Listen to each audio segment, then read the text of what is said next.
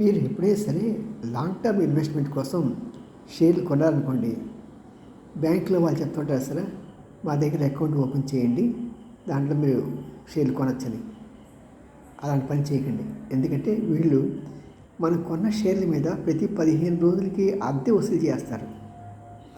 అంతేకాదు, ఎప్పుడైనా మనం షేర్లు కొన్నప్పుడు చిన్నపాటి అమౌంట్ తగ్గిందనుకోండి, అది 2-3 సెటిల్మెంట్ చూసిన తర్వాత మూడో సెటిల్మెంట్ వచ్చేప్పటికి మన బంగారు షేర్లని అమ్మేసి వాళ్ళ ఇష్టానుసారంగా మనకి చెప్పకుండా వాళ్ళ డబ్బులు వాళ్ళు తీసుకుంటారు. కాబట్టి బ్యాంక్ వాళ్ళు వాళ్ళు ఓపెన్ చేసే మన డీమ్యాట్ అకౌంటు, ఎప్పుడు డీమ్యాట్ అకౌంట్లో మీరు లాంగ్ టర్మ్ ఇన్వెస్ట్మెంట్ షేర్స్ ఎప్పుడు కొనకండి, ఉంచకండి.